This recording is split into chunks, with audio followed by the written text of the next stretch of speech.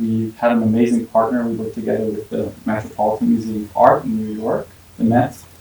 And yeah, I was thinking, like, how can I present this to you guys? Could I do this like little quiz of, telling some facts about it, like for instance that it was painted 10 years after Vincent painted the sunflowers, or that both painters were impressionists, or maybe that they both lived in Paris. Maybe I'm giving away too much, but I think I'll just reveal the reference piece that we've been gifted by the Met to kind of work with. Oh. So this is the Bridge over Pond of Water Lilies by Claude Monet, and he was a French painter. And just to tell you a little bit more about our journey and why we chose to work on this piece and work together with the Met. Claude Monet was on a train ride somewhere late 19th century, and he looked out of the window from it was in between Normandy and Paris, and he saw this really cute, beautiful town called Giverny. And he was like, I want to move here. I want to move to this place. It's gorgeous. So he takes his large family, finds a nice property to rent, and he moves in. And the nice thing about this property is that it has a really nice garden. And what a lot of people don't know is that besides being an incredible painter, Monet was also an excellent gardener. And he decides that he wants to spend the next of his 43 years, of course he doesn't know how old he is going to become, but he decides to spend the rest of his life working on creating this beautiful garden. And what he does is he buys an extra plot of land. He's not really loved by the local government because he illegally tries to divert this river into his backyard, which becomes this pond. And it's funny that we just talked about I guess we can say that. Well, I will not mention it because of the embargo, so I'll shut my mouth. But he's also super inspired by Japanese artwork and woodblock prints, so he has a big collection. And even though he's never been to Japan, he decides that he wants to implement all of these features in his garden. So you see the Japanese footbridge. He imports a lot of beautiful exotic flowers, like all the different water lilies, which is what he, of course, becomes known for. And the funny thing about this is that he did not intend to create this beautiful garden with the idea of painting it.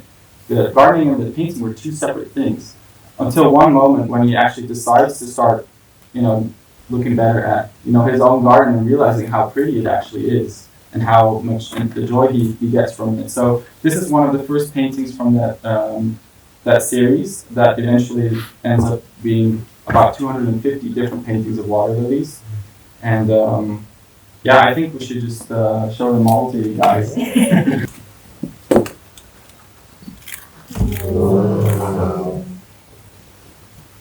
So this is our version of the Bridge over Pond of Water Lilies.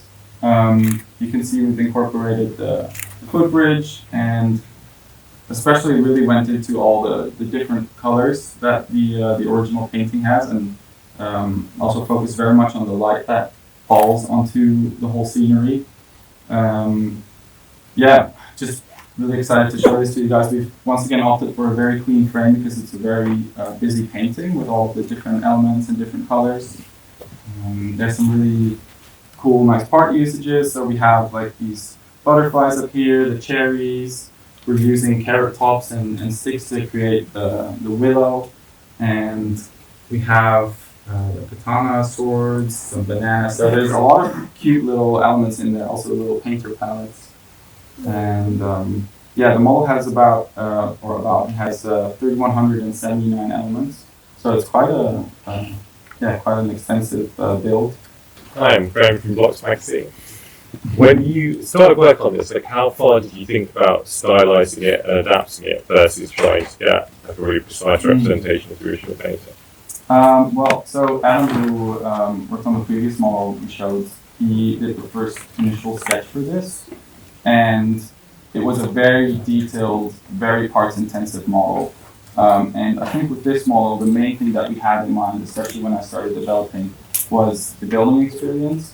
So it's the same thing with the sunflowers. I mean, it's a very tedious job, of course, because of all these small little elements. So I think that was our main kind of key takeaway, was to try and stylize it so that it's actually also a fun building experience. Also keeping in mind that a lot of people who will probably pick this up may not have experience with building Lego sets. Another question over here? Just kind of going off of that. So Monet and Van Gogh, obviously both impressionists, but this looks so different to a Van Gogh. Yeah. Was there a particularly different approach to doing a Monet rather than doing a Van Gogh, and were there different kind of techniques that you ended up relying on more heavily?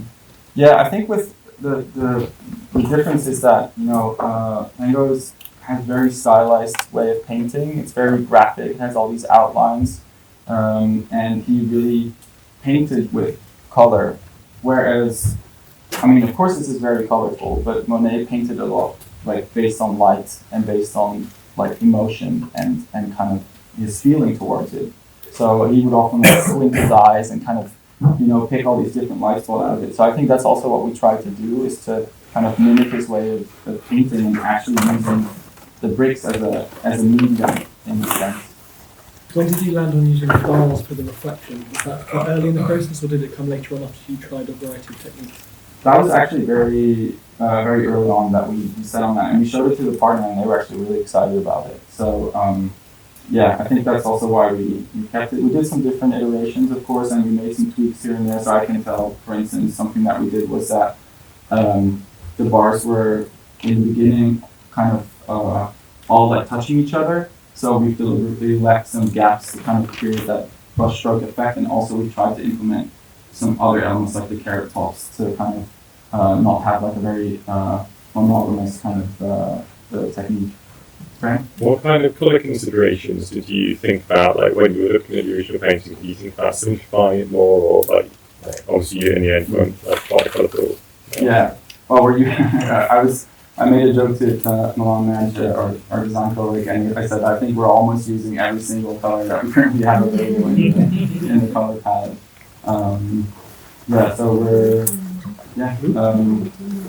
I think like our main consideration was to kind of mimic the artwork as well as possible, and to look into like very much zoom into all the different like swaths of color. And I think for me, like if I stand up close, of course I can see all the different elements, but the further you go, actually, the more it starts to look like the original painting, which is of course what makes his style so interesting and intriguing. The frame was an important part of the Van Gogh. That one doesn't, but does the original have a frame that you consider? Well, yeah, we did consider maybe going with a different frame, but we were also thinking of our entire assortment and kind of where we want to head maybe in the future. So sadly, what was not possible, well, it would have been possible, but we really like to stick to the original dimensions of the original artwork. So this frame is about 4 modules smaller in height, but it's the same width. So, with some modifications, you could, of course, switch them out, but because it's the same frame, it wouldn't really make a lot of sense. We've chosen to go for a very similar frame because we want people to also display them next to each other, especially because the colors work so well together and they both like really nice impressionist representation. So I think that was our main consideration. Yeah. It was also a discussion with the IP partner agreeing Yes. on how we tackle all of this approach when it comes to collection going. This is Reza, by the way, our marketing manager, who is very closely involved in the process and also in the communication and collaboration with the net. So, yeah, once again, an amazing collaboration, and really excited that we got to work together with them, and also got to experience this after hours, and also the rest of the Impressionist gallery and museum. So, it's really cool. So, when you're working with the museum as the IP holder or the expert, how does that differ from working from, say, like pop culture or other kinds of licensors? That's a really good question. Honestly, for me, I don't have the experience to comment on that because I haven't really worked with any IP partners besides museums. So, yeah, I think it was a very similar experience to our collaboration with the Van Gogh Museum. And of course, I think, I don't know, how it works with another IP partner. That's like by Pop Culture IP partner, but yeah, it's a very close collaboration with a lot of back and forth about also element decisions and kind of what atmosphere do we want to create. So yeah, it's a very tight-knit collaboration.